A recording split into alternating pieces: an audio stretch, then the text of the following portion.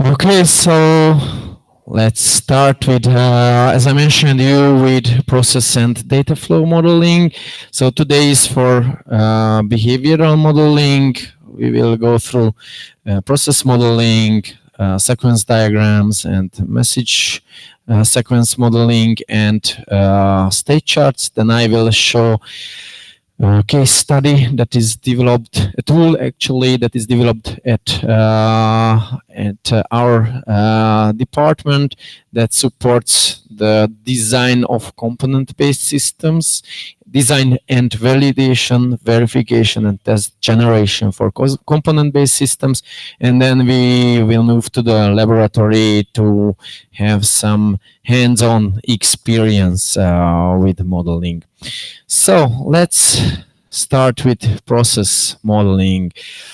So it is a very long history because flow charts are used in many disciplines and in many places. For example, when you just do some brainstorming, you can use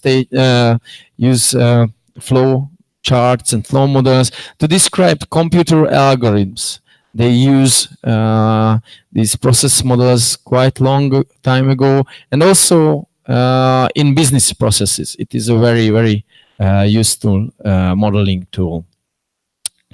In the platform-based systems design, we mainly use process modeling at the requirement level, at the functional model level, and the component behavioral model level. So it provides a very rich toolkit for us to solve problems and to model systems. So we will start by understanding process modeling, the basic building blocks, the syntax and the semantics, and we will see especially how activity diagrams can help you in process modeling.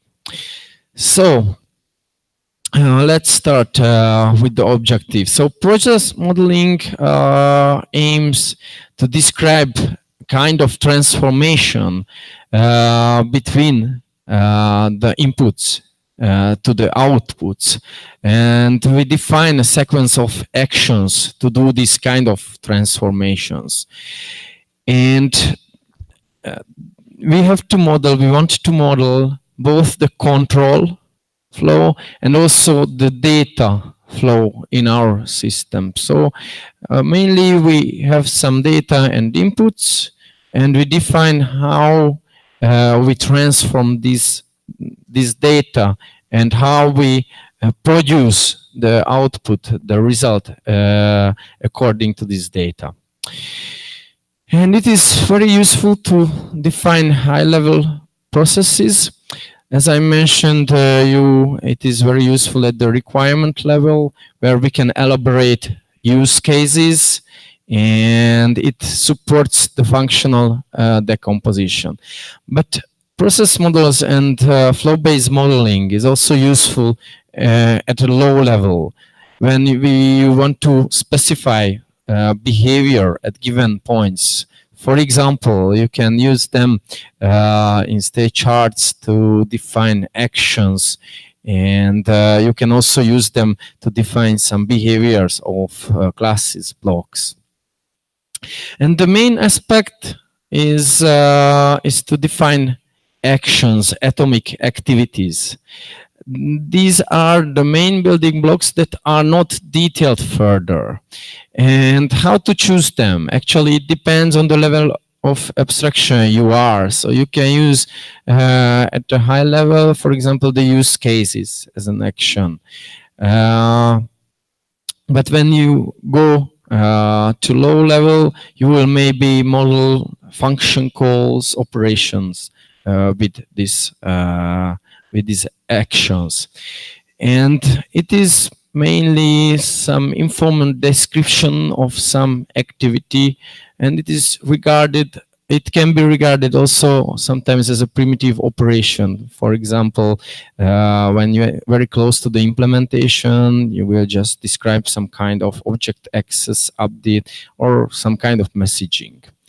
And you can later refine these activities. So activity diagrams and flow modeling supports this kind of decomposition. And we want to model the control flow among these atomic activities. And the control flow specifies the order in which these activities are executed. So it can model also some kind of concurrency, and we can add also exceptions to the control flow. But as I mentioned, we receive some inputs and we will do transformations on those inputs. So we have to somehow model also data and also this kind of data transformation. So we want to model the data flow, which specifies how the data flows between the activities and where can we propagate certain data. And by modeling the data flow, we can reveal opportunities for optimization, and you can also reveal problems corresponding to improper use of data. And we will also see how activity allocation can help in defining which component to execute an activity. And we will see how activity decomposition works by using refinement and reusing activities quite similarly as we learned yesterday. So so as I mentioned, UML activity diagrams can support you in this process modeling, in this flow modeling. UML activity diagrams are extended by SysML. So this part of the standard is modified in SysML, but the difference is not relevant for us now. So we note an atomic activity this way. We will model a compilation process. So we have the basic atomic activity that is called compile. And to start an activity diagram, we have the initial node, and to finish the activity that is represented, we can use the final node. So now we have, let's say, a correct activity diagram. As I mentioned to you, we can use control flow and we can compose a sequence of activities. Here, we do the compilation at first, and then we do the linking task. We can define decisions in our activities. So, for example, if, for example, our source code is modified, then we have to compile it again. But if it is unmodified, then we just want to do the linking. So here you can see the decision node, and we merge the control flow with this so-called merge node. And it is very important that you should use them together. You can use decisions and merge to define loops in the execution. So here, after the linking, you will decide if there is no syntax error, then you finish the process. Or if there were some syntax errors, then you have to edit and fix your source code. And then you go around. So this way you can define loops in your processing. And you can also express concurrency and parallel execution, or possible parallel executions. So here we have this fork node. For those who have learned about Petronet, this notation can be familiar. So here is the fork node, and from this we will do the compilation one task and the compile two task, and we can do it in an arbitrary order, and they can have arbitrary interleaving. That means that if we have, for example, more computational power, we can run them absolutely in parallel, or if we have only one computation unit, then we do not care which one to run first. And the fork is just closed with the join node. So this way, the parallelism is finished here. And as I mentioned, you activity diagrams support refinement and decomposition. So we can just put this whole thing into an abstract compile activity, and that can refer to an instance of another activity diagram where we defined this subtask of compile. And we can change the final node to flow end nodes. So in this case, they are noted with this notation. So in this case, to end this activity, we have to wait to each flow to end. And so we can also model the data flow, because activities usually consume and produce data. And here data can mean physical artifacts, and this data can be logical data, and they can be input for other activities. And to model data and data flow, we'll use the notation of input-output pins. They can have name and type, and data flow is denoted by solid arrows. As you remember, here we use dashed arrows. Now we want to model the data flow, so we use this kind of solid arrows. So here, this link activity will receive object files, and it will produce executables.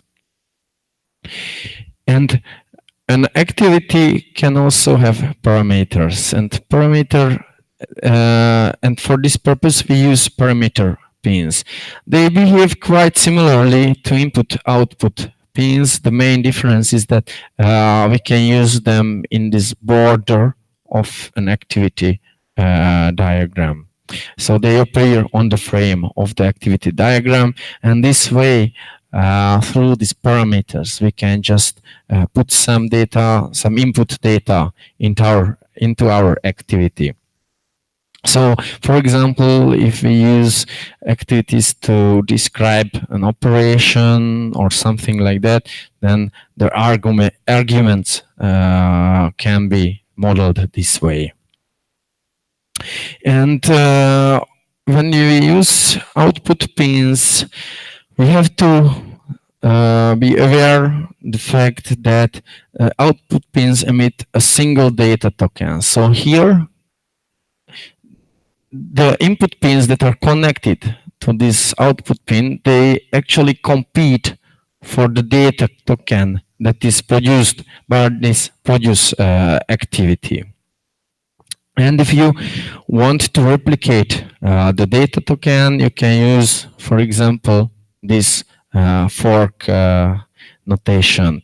But it is important that it doesn't necessarily mean that we copied the tokens. So it can be, for example, if we have a production line, where we, let's say, manufacture cars or something like that, then that means that, for example, two robots access and do some tasks on our car, on our chassis frame, or whatever required, and actually they can work on the same car at the same time. But it can also represent that, or we can also sometimes we want to represent that that we produce, for example, in a distributed system, data for one node, and also we want to send this data to another node. And we will just cover these topics and some other notation later. So comparing control flow and data flow. Data flow denotes some kind of data dependencies. That means that some steps require data from another steps. On the other hand, control flow denotes control dependencies, and this tells us that some steps can be executed only after another steps. And we can use and we can substitute control flow with data flow. So modeling control flow is not mandatory if there is a data flow between two actions. But it is still sometimes very useful to represent them. And for those who are familiar with programming notation, the control flow can be regarded as a void data flow, so a typeless data flow. And as I mentioned, SysML extends this data flow concept. It supports, for example, streams that can be, for example, continuous like water, or discrete that can have a rate. And there are some more features. We can express data constraints as pre and post conditions, or even we can use probabilities in our system. But let's go on with this data modeling. So data flow is modeled with the help of object nodes, and object nodes are used to emphasize the flowing data. So here we have the pins that have the type key, and we can make it explicit by putting an object node here. And this way we can explicitly represent that this kind of object will travel through this direction in this data flow. And also there are some built-in object nodes in SysML that can be used to model this kind of object nodes and their various behavior. So you can use central buffers in SysML. You can use them to model message queue or pool. And this has the same behavior as an output pin, but it is not related to an action. And the data store denotes a permanent storage, and data tokens are stored and retrieved, and it is quite similar to a database. So what kind of atomic activities can we have? So we have seen primitive actions, for example, object access, update action, some kind of value specification. We can define signal sending by this send signal activity that used to have, for example, the signal and the target, and it represented this way. And another atomic activity is the accept event. When through this we can accept incoming events and we can receive some data. We can use timers in activities, in activity diagrams. The accept time event is represented this way, so we can just uh, define a timer and that will raise as when it expires an event that we can use in our models. And we can compose together different behaviors with this so-called call behavior atomic activity, and it will execute another behavior that can, for example, be another activity.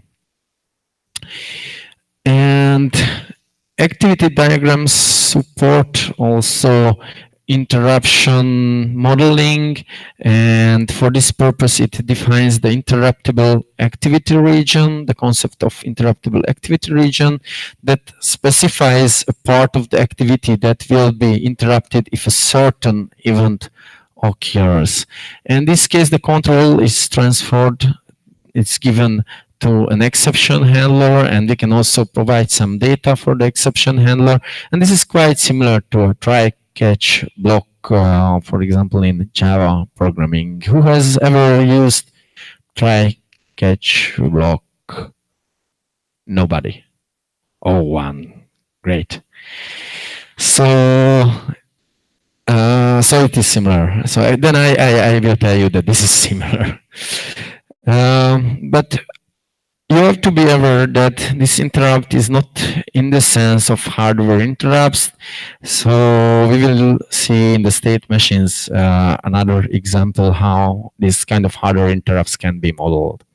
So you can see an example for this interruptible activity region. We have the activity, we define the interruptible activity region, where an interrupt signal reception will just cause this interrupt, and through this interrupting edge we will leave this interruptible activity region, and on the other side, on the other hand, we can also go out from this interruptible activity region with normal behavior.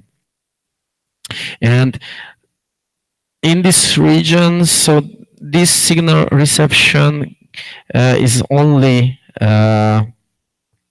taken into account when the control is inside the interruptible activity region, and when we leave, then we will no longer interested in this interrupt signal.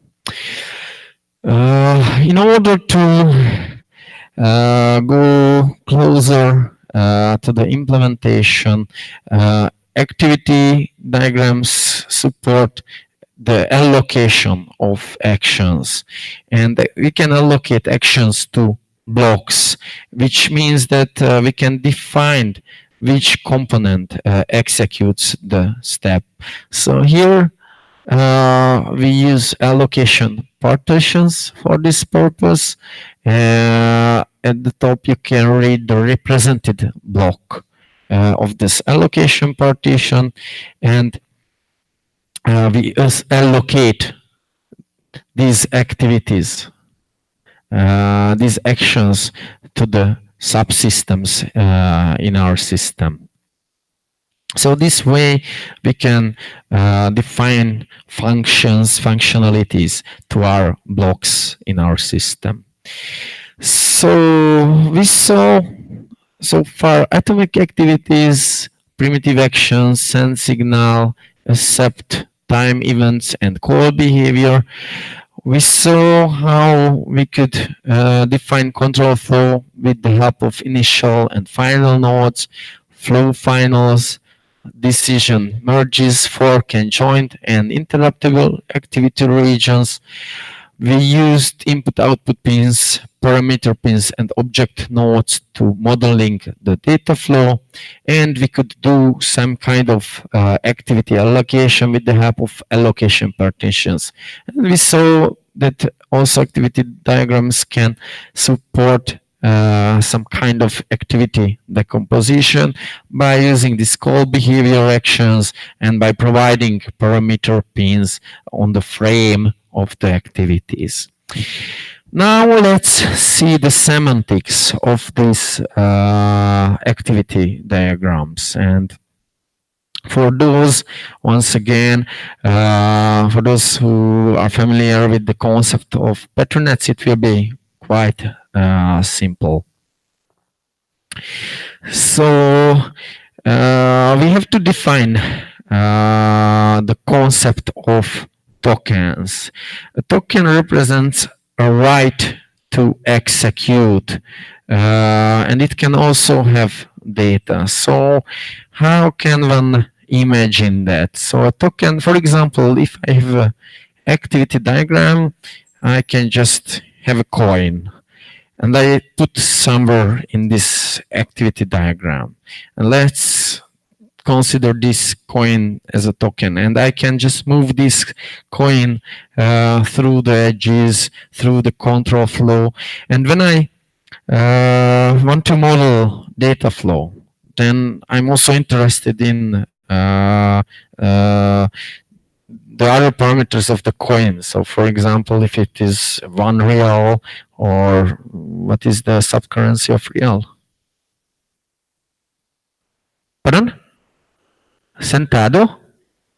Centavos. So it is 25 centavos or 50 or something like that. So in data flow modeling, we will also consider the value of that coin. In control flow, we are only interested if we have the coin, if we got the point, if we took the coin to a certain activity, it can run.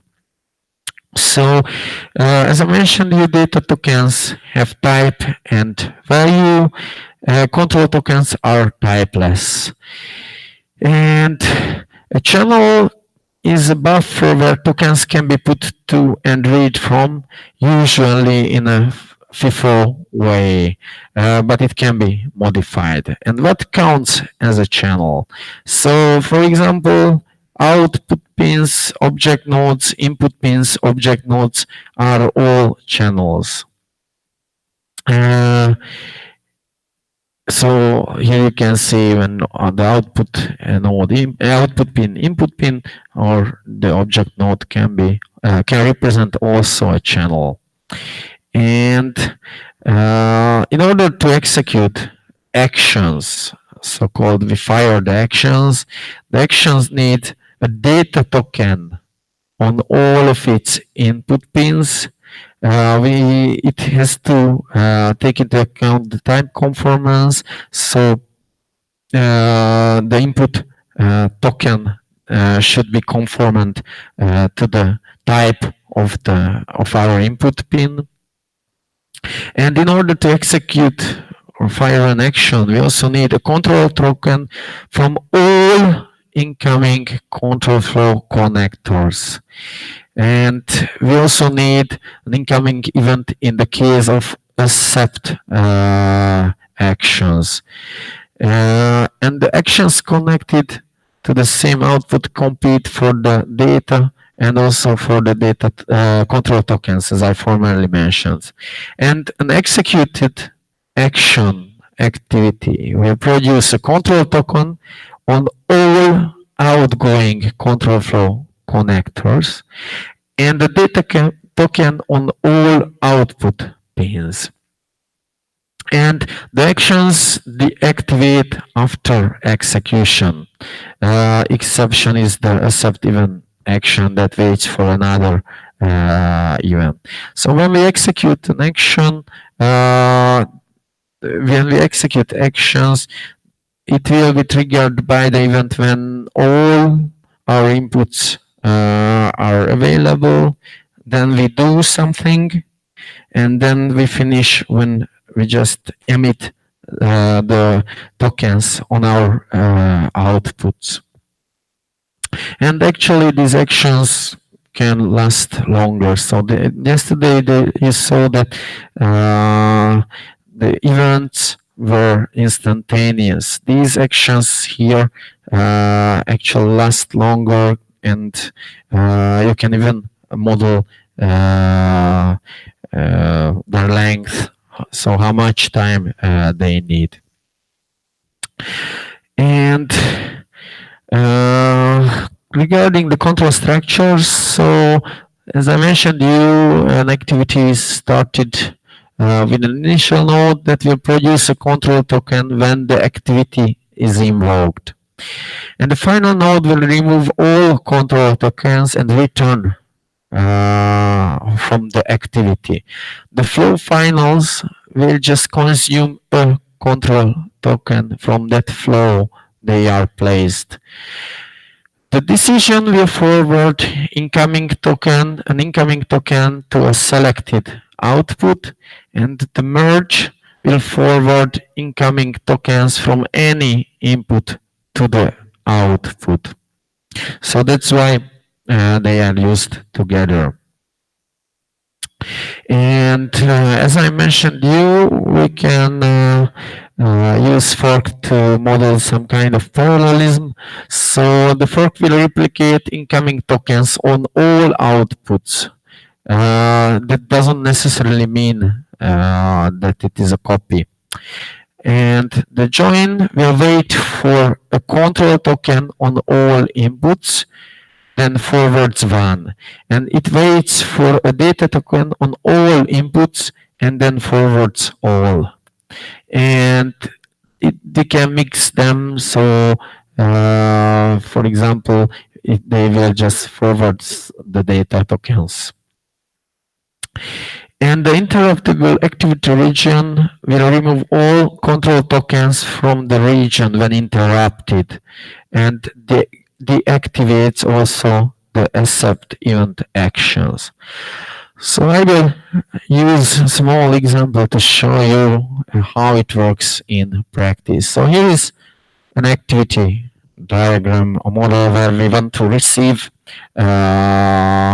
data from different places, and then we can process this data, or if the data is not proper, then we go to this big process, let's say exception handler or whatever we want. So this is our activity diagram now, and we will use different type of data tokens and also control tokens. So control tokens are represented by black dots, and we will have three different kind of data token that is produced by this receive accept signal activities. So the whole activity starts at the initial node, and in the fork we produce three control tokens to enable these three here. And let's say that, and they can just happen in an arbitrary order. And we received this first data, and we go to the decision, and we can conclude that this data is okay. So we go into this red direction, and then we put it to the input pin of this process. In between, we receive data 3, and then data 2 also arrived. And data 2 is also decided to be OK. Here you can see a merge, and it is put here. And then we decide that data 3 is missing. So we go to the default 3 activity, from which we will produce a data token for the process. And then we reach the state where the process has all its data inputs, but there is a problem that it doesn't have the control input, because here in the join we just received one control input. So here it is not a good model. We saw how an activity diagram works, but you can also show how easy to design faulty, bad activity diagrams. Actually, there are tools for that, so you can use verification and other kind of tools to find these kind of problems in your models. But there are also some best practices how to design them to be able to avoid this kind of errors. So by using simulation, testing, or formal verification, you can find these design errors. Okay, so how do we use UML activity diagrams in modeling? So, as I mentioned we can model high-level processes, system-level processes as a refinement of the use case diagrams. And we can define use case flows where an action is a use case, and we can define that the use cases, the execution order of the use cases. And we can also refine the use cases into scenarios with the help of activity diagrams. So we can add further details to the individual use cases. And we can also describe low-level behavior to be implemented. So, for example, we can refine operations where we can define control and data flow. And if we use foundational UML here, FUML, then we will get executable models. So this is the part where FUML comes into consideration. And we can also define some kind of behavior that are executed in state-based models. So for example, a couple of years ago, we had in an industrial project where we had to develop a distributed system in a critical domain, and there we used state-based models to describe the protocols and to define the activities and the actions in the protocol. We used activity diagrams, so you can efficiently combine them. And they can be also used as an alternative to interaction diagrams, because with the help of activity diagrams you can specify also not only the communication and the interaction, but also the internal logic of the system. And as I show you, you have to develop models that are deadlock free. So it is very important that the control must always reach a final node, and deadlock can be reached often due to the incorrect use of control structures. And if you try to do well-formed, well-structured models, then you can avoid this kind of problem. So there are some design patterns that you can take into consideration when you design flow-based models. And you also have to be aware of an ambiguity. So you should avoid it. And that means that there shall never be more than one condition that evaluates to true at the same decision, because otherwise you will get non-deterministic behavior. And also important to mention completeness. It's also important property of a good activity diagram, and that means that there shall always be at least one condition that evaluates to true at the same decision, because otherwise you will get into a deadlock at this point. And there are some best practices on creating activity diagrams. So how to build these models. At first, start with a typical control flow, then add the alternate and exceptional paths. Then identify and model the data and the data flows in your system. And then you can decompose and refine your actions. And when you have the logic, when you finish the function, you can allocate these actions to functional blocks. And to be able, if you want to build a good model, you have to be careful, and please always add a final note to indicate the end of the activity, and you can add multiple ones to indicate different or abnormal outcomes. Avoid ambiguity and incompleteness, and try to build well-structured models. So it is related to other diagrams in UML and SysML, so we can refine use cases, we can allocate activities to blocks and define the behavior of the blocks, define the behavior of operations, and we can also define the usage of data in the processes.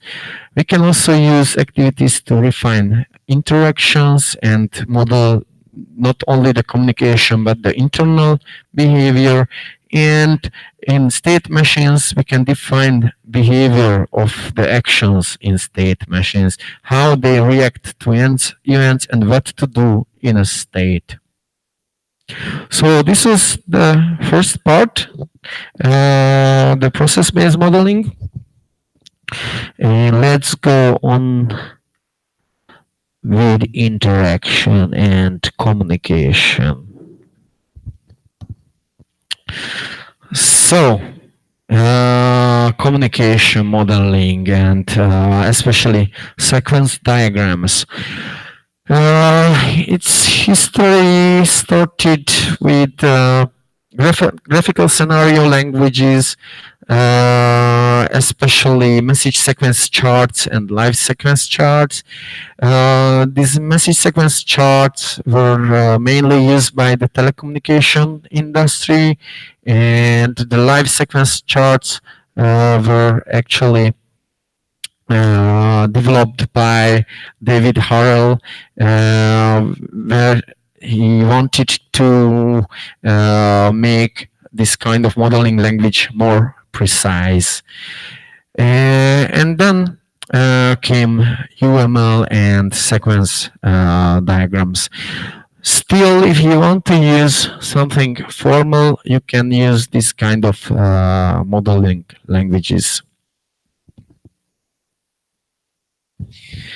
And which part of the platform-based design we can use them? You can use at the requirement level, at the functional level, even in the platform model, and you can define component level behavior with the help of interaction models too. So our goal is to model message-based interactions, so we will see mainly how UML sequence diagrams support this kind of modeling. So our objective is to model inter-object communication, where the order and the type of messages are important. You have to be aware that the data and parameters are not the main focus and not the strength of this modeling formalism. And you also have to be aware that interactions do not tell the complete story. So we can specify certain scenarios only that can be considered regarded as samples of behavior rather than an internal logic of the system. So we mainly focus onto the interfaces and what we can observe at the different interfaces, and we do not want to look deep into our components. And we can also apply in these interaction description languages at many levels. So we can model method call sequences between objects or in object of a program, messages between components of a system, or we can even use them in a distributed system to describe the communication of the nodes. We can use interaction modeling to refine use cases by defining, describing the typical communication between actors and the system.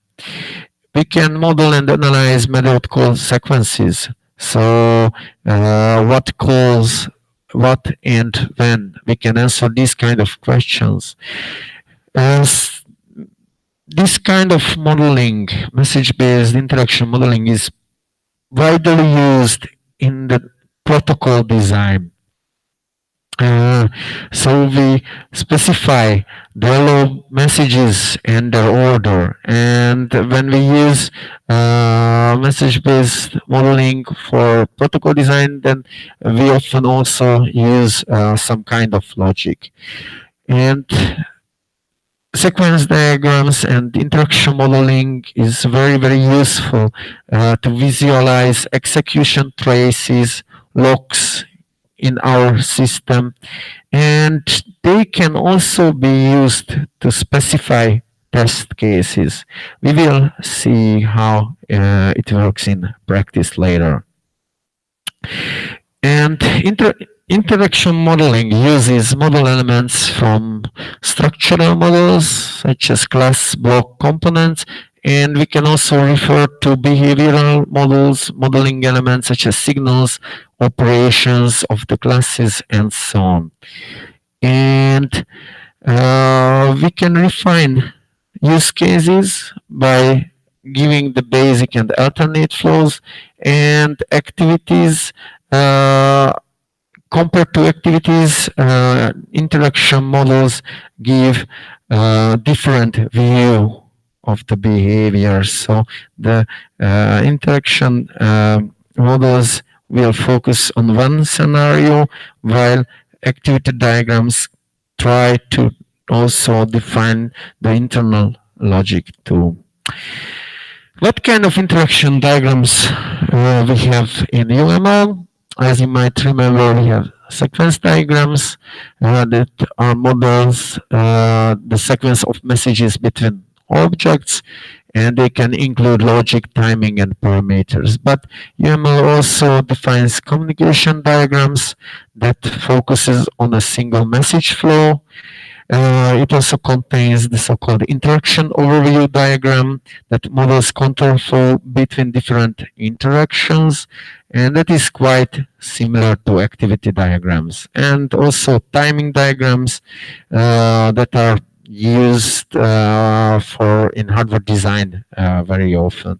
So here you can see a small example. So the interaction overview diagram is very, very close to activity diagrams. And here is the timing diagram that is widely used in hardware related systems or real-time systems. But our goal today is to get some proficiency in UML sequence diagrams. So let's see, here is a simple UML sequence diagram. I want to ask you, who has ever seen a diagram similar to this? 1, 2, 3, ever. Oh, 5. So at least for all the others, I could show something new. So here is a sequence diagram where we have the participant in this interaction. So here a client and a server. The participants have their lifeline where we want to depict their behavior. And these participants communicate somehow. For example, with the help of synchronous calls, where you can see the name of the synchronous call, and there is also parameter of this synchronous call. And synchronous calls can have return messages denoted like this. But we can also send asynchronous messages between the participants. So this is really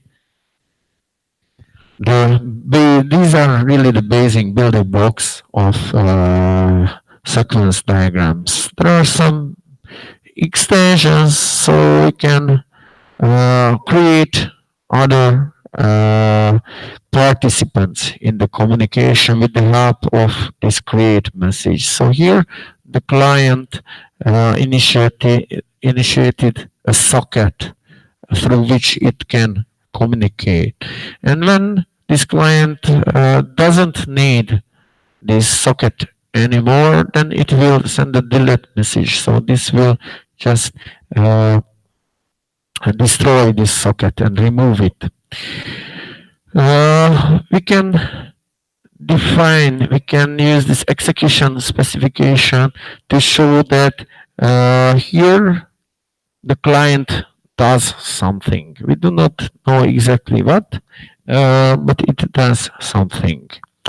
And we can model lost messages that are actually not necessarily lost, but we are not interested in the other side, the receiving part. And we can get or found messages where we don't want to model from where we got this message.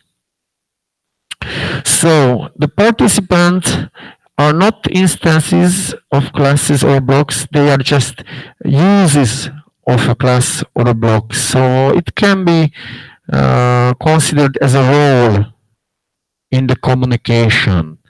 And the participants have a lifeline that denotes the span of their existence.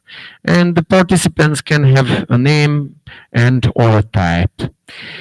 And we can define different kind of messages. For example, the synchronous calls that usually have a written message, but it's optional. And we can also use asynchronous messages, asynchronous calls or signals. And they can have arguments that if we use a dash that denotes an undefined argument, but it's very important to know that arguments are not the strong point in sequence diagrams, so it is not so well defined. As I show you, we can have these create and delete messages. They denote the creation or the destruction of another participant in the communication. And I also showed you the execution specification that denotes the duration when a participant is active, either processing or waiting for some response. It is not mandatory, but tools usually use them. And unfortunately, sometimes tools use automatically this feature. And in this case, it can be very, very confusing. So it is good for one active thread, but confusing if you combine it and you want to use it too often. And we also saw the lost and found messages where the source or target is either not known or not important from our point of view. And we can have combined fragments that are operators that used to express complex scenarios.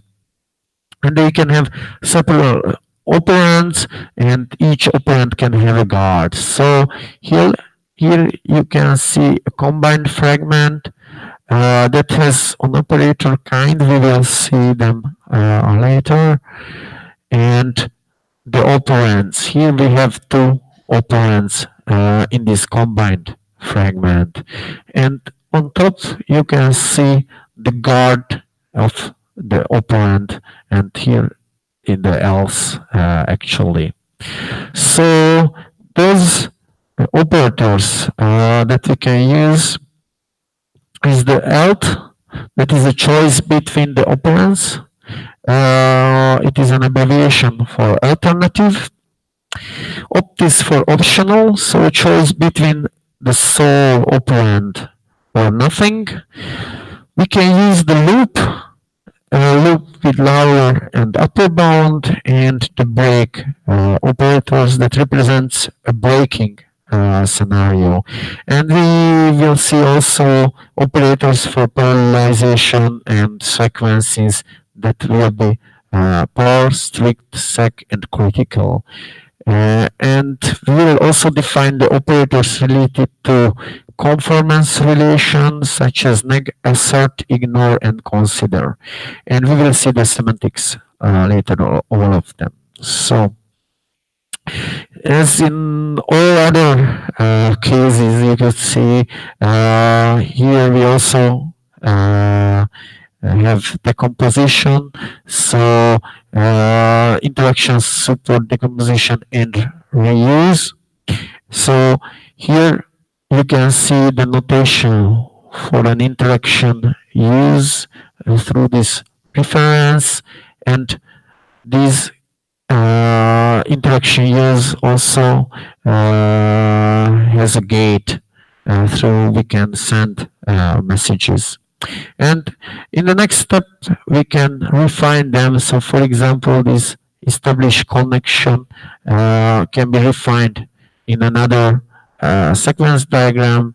And when we got the open message, we'll do some kind of registration task. And we can also denote and represent time in sequence diagrams, and we can use constraints regarding time.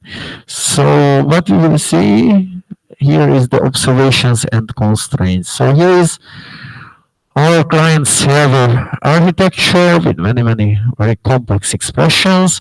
So here we define a duration observation. So this request, sending this request will need some amount of time. We can also express time observation. So we save the actual time here. So t equals now. And we can use the duration observations in duration constraints. So we say that sending this message required some time, and this time interval is between 2 times and 3 times the time needed here. But you can also use other kind of duration constraints. Here we can say that this close message will travel 5 to 10 time units. And here, by using the time observation, we express a time constraint. So we say that this message sending will happen between t and t plus 10. And you can see an example also for a state invariant. Here that finished equals true. Be careful with that, because with this kind of state invariants, you can easily express properties that are not implementable. So be careful with using these state invariants. So we saw that in sequence diagrams, we can have participants with lifeline and execution specification, messages of the type of synchronous and asynchronous, lost and found, and create and delete. We saw the basic combined fragments that are used to add some logic, parallelism, sequencing, and conformance relation. We saw how we can combine and reference interaction use and timing and state invariants. But let's see the semantics. So how to interpret sequence diagrams. So here we have sequence diagram with 3 participants, A, B, and C, and they are sending messages. So A will send this M1 to B, C sends this M2, and then B sends this M3 back to C. So I have a question.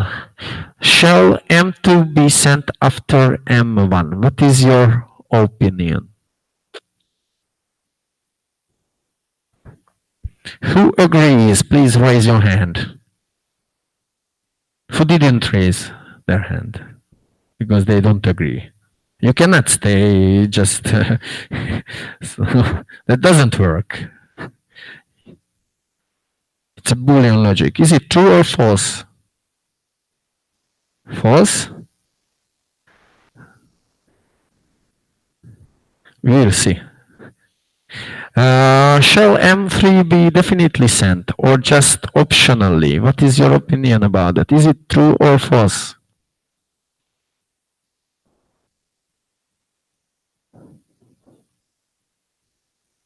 On the last row? What is your opinion? Please tell me, true or false?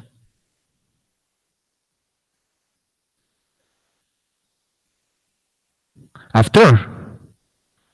Okay, we will see. Maybe send M4 message here. May it send or not? Pardon?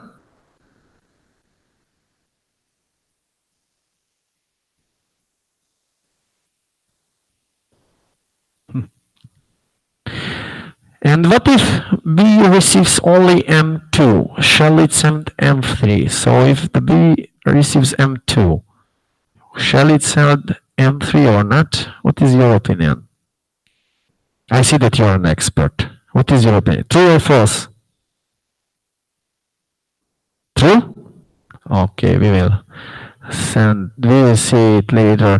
But to be able to answer all these questions, so we have to take into account if is this whole sequence always happening or sometimes happening, and if it is the entire behavior of the system or just part of the behavior of the system. So before we answer the questions that I asked from you, we have to consider these things. So how do we define the semantics? We will use sets of traces to define the semantics, and these sets of traces can be valid, invalid, or inconclusive for a certain sequence diagram. So trace is some execution of the system, so it contains the steps of our sequence diagrams. And so the elements of the trace are the event occurrences in our systems. And which are our events? In a sequence diagram, we can send a message and receive a message. So these are our events. If somebody is familiar with regular expressions, it's quite similar to that. And the sequence diagram defines a partial order. That means that several traces may be valid. And negative fragments, assertions, and state invariants define the negative traces of our sequence diagram. So let's take a closer look at the basic rules. And I ask you to pay attention now, even on the back part of the room, because it will be very short, but it's very important, and I think after that you will understand sequence diagrams. So here we have two participants A, B, and we want to send this message X. So we have two events, sending X by A, and receiving X in B. So these are our events in this case. And to go back to activity diagrams, it can be represented this way in activity diagrams. And the ordering of the events is according to the happens before relation. So we say that the occurrences on the same lifeline are ordered by the lifeline. And there is another rule is that receiving a message occurs after sending it. That is the causality rule. I think it's quite trivial, so everybody will accept these rules, especially this second one. So in this case, for this sequence diagram, the valid trace is that we send the message and then we receive the message. So we will denote traces like this. And if you will read papers and so on, or you will write papers and you want to formalize things, you can use this notation. So it's worth remembering. So that is the valid trace, and every other trace is inconclusive in this case. What if we have more messages? So in this case, we define the weak sequencing of these two, let's say, communication.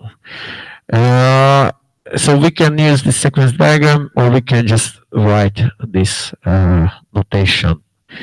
So occurrences are ordered only on the same lifeline in the order of the operands. And what you can see is that we didn't order the reception of message X and the sending of message Y.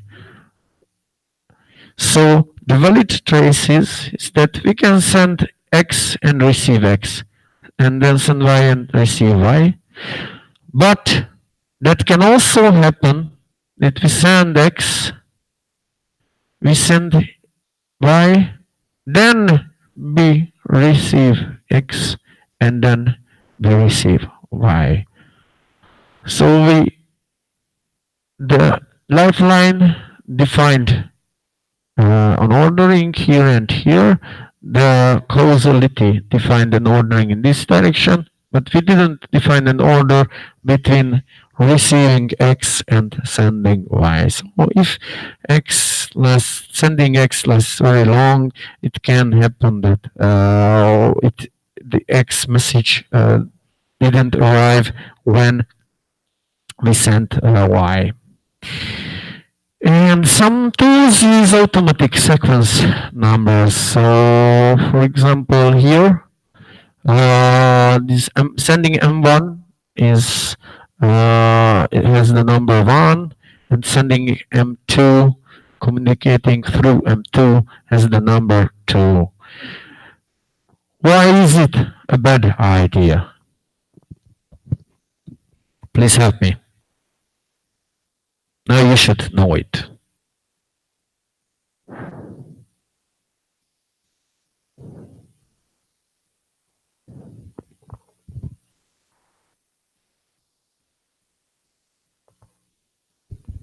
I know that you know. Tell me.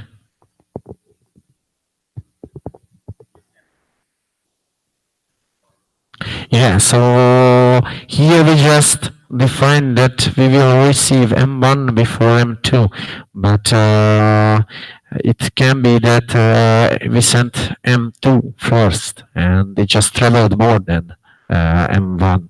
So it's confusing, and you have to be aware that. And there's another thing that you have to pay attention is this referencing and interaction use. So here we have A, B, we will reference and use some interaction, and then we want to send a Y. And here the problem is that that can be that we in the S we defined this way, and so in this case it will represent. This kind of referencing doesn't mean synchronization. So even if I put this here, then, for example, the reception of X and the sending of Y is not ordered, even though there is this line here. So it's just a shortcut. It is equivalent to pasting S there. So be careful with this. And here the valid traces are here. So, and it can be even more confusing. And for example, if we have this sequence diagram. So my question is, in this case, which one may be sent first? Only M1, only M2, or both? M1? Are you sure? Okay, let's see. For example, if we have this interaction here, then yes, it's definitely the situation. But if we just put this interaction there, then actually both can be sent first. So be careful with all these things. And let's go on and continue with sequencing. So strict sequencing is that is depicted here.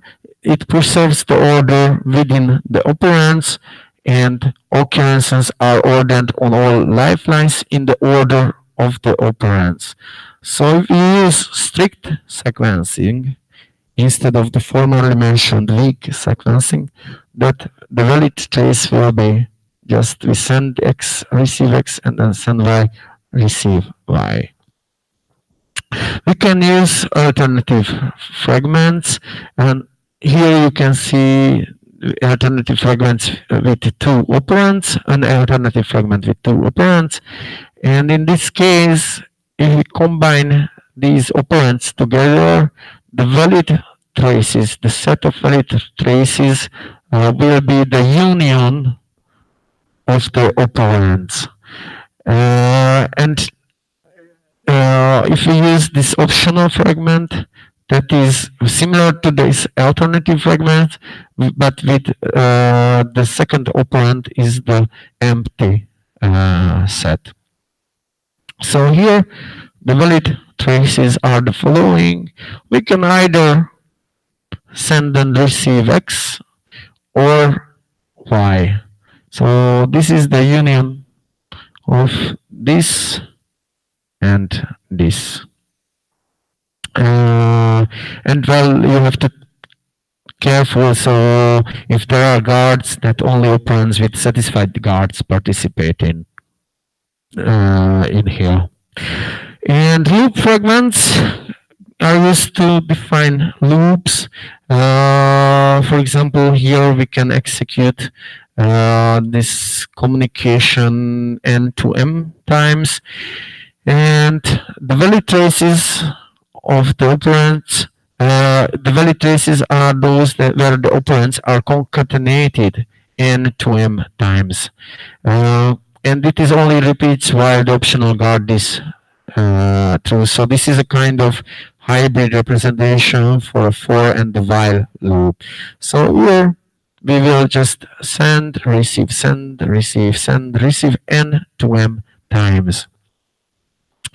And we can use breaks to break a fragment, and it executes, it terminates the execution of the enclosing fragment, the innermost execution actually, but only if the guard is 2. And without a guard, it represents some kind of non-determinism. You can define parallel behavior with the help of parallel fragments. So here we communicate through message X and Y parallel, and that means that arbitrary interleaving of the operands can occur. So here the valid traces are these. The only thing that cannot happen here is that we receive X before sending, and the other that cannot happen is that we receive Y before sending. So that's a rule that we cannot break, but we can execute completely in parallel these two communication. And critical fragments are used to represent some kind of atomic behavior that cannot be interleaved. So if we put into this formerly seen parallel fragment the critical fragments, then the valid traces that are the following. So we can send X, receive X, and then Y and receive Y, but we cannot interleave them arbitrarily. So the other valid trace will be that we send Y, receive Y, and then we send X and receive X. And we can define assertions with the help of assertion fragments. And it specifies exactly what must happen. So in this case, if we do this assertion with this communication X, the valid trace is actually just one trace that we send X and receive X, and all the other traces are invalid. So all the complement traces are invalid traces. And consider and ignore fragments are used to represent some kind of conformance. So here in the example, we send X and we only consider the messages of type X and Y. And here we send X, but we ignore Z. So, and if we assume that there are three types of messages, X, Y, Z, then consider and ignore, filter out the irrelevant messages. So for both cases, Z can appear in any number and in any interleaving. So the valid traces are those that we send X, receive X, and it is parallel to any kind of communication of the type Z. So this is especially useful when you do testing, because in testing, for example, communication protocol, you will have many various messages. But for you, not all the messages are relevant. You don't care many of the messages. So by using these constructs, you can focus on to those parts of the system that, for example, you want to test. So some final words. There are a lot of variants depending on the domain and purposes, and there are many open questions related to sequence diagrams. For example, can traces have pre and post fixes? So what is very important is you use it in design and in your team. Fix your interpretation prior to using sequence diagrams. And if you are interested, there is a very famous paper about that. That is titled "The Many Meanings of UML to Sequence Diagrams." A survey. It was in the systems software and system modeling journal. It's very famous, and they collected many different interpretations of sequence diagrams. So how to use UML sequence diagrams in modeling? So you can model actor-system interactions as a typical refinement of use cases. In this case, we usually use simple elements and no complex logic, and the semantics is not very important here. So it can help in the definition of system level ports, interfaces, and identify the data exchange between components. And you can use them to visualize traces or typical behavior. So typically a single scenario, and not to define behavior, but to understand aspects of it. So message sequences and sequence diagrams focus on the order of events. You can use minimal minimal amount of logic, and it often assumes implicit strict sequencing. And it also helps in understanding and analyzing certain behaviors. In the case of modeling protocols, then there is a heavy focus also on complex logic. And it is one way to define protocols. You can use sequence diagram to design the protocols, to design what to send and when. And in this case, you will use complex combined fragments. But there are some alternatives, so activity diagrams for the internal logic or state machines if heavily state-based systems. And sequence diagrams are also used for defining test cases.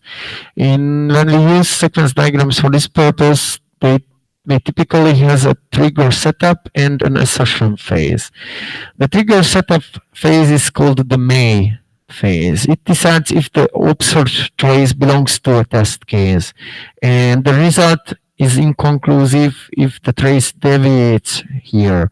But if it doesn't deviate, then the assertion phase starts. And the assertion phase is the must phase. Here the trace can be considered invalid if it deviates here. And in this case, there is a heavy use of conformance-related fragments such as consider, ignore, as I mentioned you there. And here, semantics really matter. So for example, to define the test case, once the client sent a request and the server replied, the client must close the connection. Here you can see the setup trigger phase. So if we if a request arrived, then we start actually the test evaluation. And in the assertion phase, that is what tests the system. So if the setup occurs and assertion doesn't, then it is a test failure. Otherwise, if the setup doesn't occur, the test will be inconclusive, so maybe a different test case is needed. So we saw how to model interaction and how to model inter-object behavior. We saw several diagram types, but we focused on sequence diagrams. And sequence diagrams provided a powerful language with many elements. And what is really, really important is that interpretation has to be fixed in the team. So be careful and be aware of that. Okay, so just now a very short break, let's say 10 minutes, and then we will continue if it's good for you. In 10 minutes. 10 minutes here, yeah, we will have now the state charts and state-based. We will continue with state-based modeling and see the state chart language, and then, well, it depends on. I hope we can move to the laboratory, but I will just ask Carlos. Okay, in 10 minutes we continue. Thank you.